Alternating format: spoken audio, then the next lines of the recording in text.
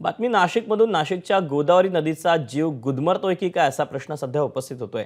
कारण गोदावरीत घाणीचं साम्राज्य पसरल्यानं पर्यटकांचा हिरमोड झालाय। तसंच गोदावरीच्या तीरावर गर्दुल्ले आणि अस्वच्छतेचं साम्राज्य पसरलंय। त्यामुळे रामकुंडावर येणाऱ्या पर्यटकांनी नाराजी व्यक्त केली आहे।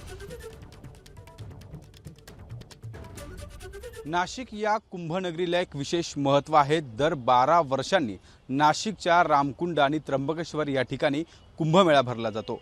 मात्र सध्या जर या गोदावरीचं पात्र जर बघितलं तर मोठ्या प्रमाणात या ठिकाणी दुर्गंधी पाहायला मिळते।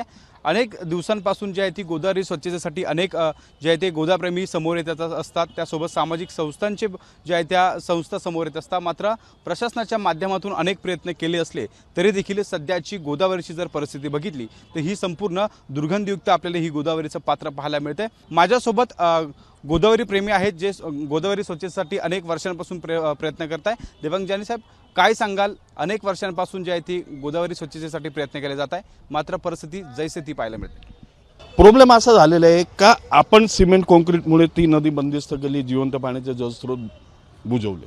आपण ज्या परिसरामध्ये कॉन्क्रीट काढलं तिथं जिवंत जलस्रोत पुनर्जीवित झाले, परंतु मागून जर गटराचं पाणी आणि नाल्याचं पाणी, अशुद्ध पाणी जर सांडपाणी जर मिश्रित होत असेल, त्याच्यामध्ये मिक्स होत असेल, तर गोदावरी कसं काय शुद्ध राहील?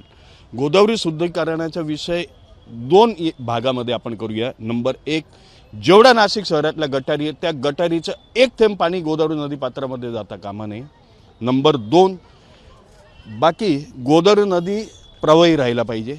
प्रवाही राहण्यासाठी निरीनी ऑलरेडी सांगितले का किती क्युसेस पाणी गंगापूर धरणातून सोडलं पाहिजे, याच्यामध्ये स्वतंत्र प्राधिकरण पाहिजे। नाशिक महानगरपालिकेला अनेक संधी दिली आपण, पण नाशिक महानगरपालिका याच्यामध्ये अपयशी ठरलेली आहे। त्यामुळे ते काही करू शकत नाही। एक स्वतंत्र प्राधिकरण, गोदावरी प्राधिकरण पाहिजे।